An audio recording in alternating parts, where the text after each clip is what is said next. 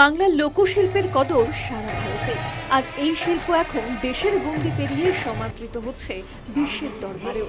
তবে বেশ কিছু শিল্পকলা আজ অবলুপ্তির পথে। শিল্পীরা নিজেদের এই পেশা ছেড়ে বেছে নিচ্ছেন অন্য পেশা, আর তা শুধুমাত্র অর্থনৈতিক কারণে। শিল্পীদের এই অবস্থার বিষয়টি লক্ষ্য করেই কয়েক বছর আগে রাজ্য সরকার ব্যবস্থা করেছিলেন মাসিক ভাতার, যাতে পেশাকে তারা এগিয়ে নিয়ে যেতে পারে। তবে বর্তমানে এই তালিকায় জায়গা করে নিয়েছে কিছু ভুয়ো শিল্পীও। তাই প্রকৃত শিল্পীর সন্ধানে নতুন করে শিল্পীদের পরীক্ষা নেবেন অভিজ্ঞরা।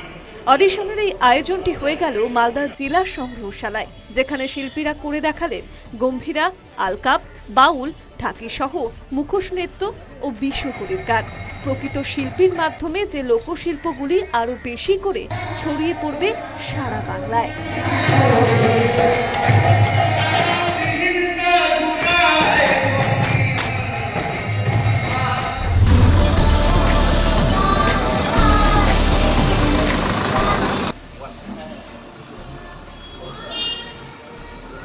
শিক্ষার প্রসার ও প্রচারের ক্ষেত্রে অনেকগুলি পদক্ষেপ করেছেন আসাম প্রশাসন। তারই অঙ্গ হিসেবে এখানে এদিন পথ চলা শুরু হলো শ্রীভূমি সরস্বতী মহাবিদ্যালয়ের। এই রাজ্যের করিমগঞ্জ জেলার মানুষের অনেক দিন ধরেই চাহিদা ছিল একটি কলেজের। সেই চাহিদাকে মান্যতা দিয়েই শুরু হলো এই কলেজ। শুধু গতানুগতিক পড়াশোনাই নয়, পাশাপাশি নানা বৃত্তিমূলক শিক্ষা ও পেশাভিত্তিক শিক্ষাও দেওয়া হবে এখানে। এই কলেজ উদ্বোধন উপলক্ষে স্থানীয় ডিএসএ ইনডোর স্টেডিয়াম প্রাঙ্গণে এক অনুষ্ঠানের আয়োজন করা হয়। অনুষ্ঠানে উপস্থিত ছিলেন বিভিন্ন বিশ্ববিদ্যালয়ের উপাচার্য ও অধ্যাপকরা। বিদ্যার দেবী মা সরস্বতীর নামাঙ্কিত এই মহাবিদ্যালয় আগামী দিনে যে শিক্ষার প্রসারে এক গুরুত্বপূর্ণ ভূমিকা পালন করবে তা বলাই যায়।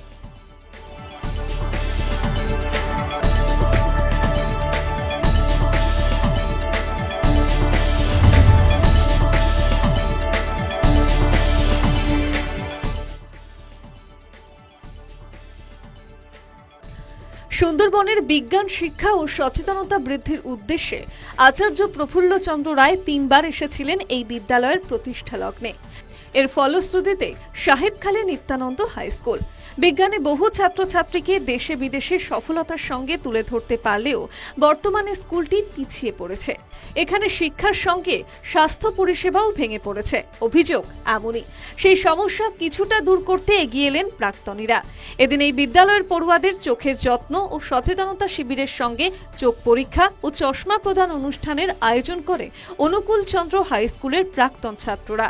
শিক্ষার সঙ্গে শারীরিক সমস্যার কারণ হিসেবে চোখের যত্ন নেওয়া কতটা জরুরি তা নিয়ে আলোচনা করেন উপস্থিত বিশিষ্ট চিকিৎসকরা। ব্যবস্থা করা হয় চশমা প্রদানেরও। ছিল বৃক্ষরোপণের অনুষ্ঠানও।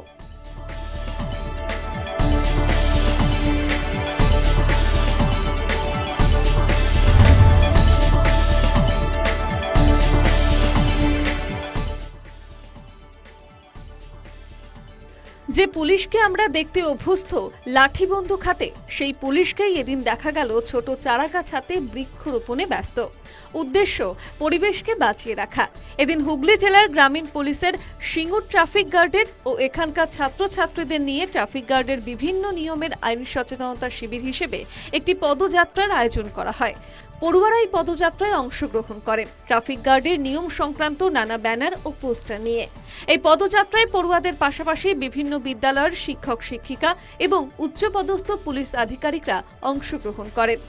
তাই সেভ ড্রাইভ সেভ লাইভের মাধ্যমেই শুধু নয়, বৃক্ষরোপণের মাধ্যমেও জীবন ও পরিবেশ বাঁচানোর বার্তা দেন তারা। এই পদযাত্রা সিঙ্গুরের বিভিন্ন পথ পরিক্রমা করে, যা দেখতে ভিড় করেন পথ চলতি মানুষজন। এভাবেই সচেতন করা হলো সকলকে।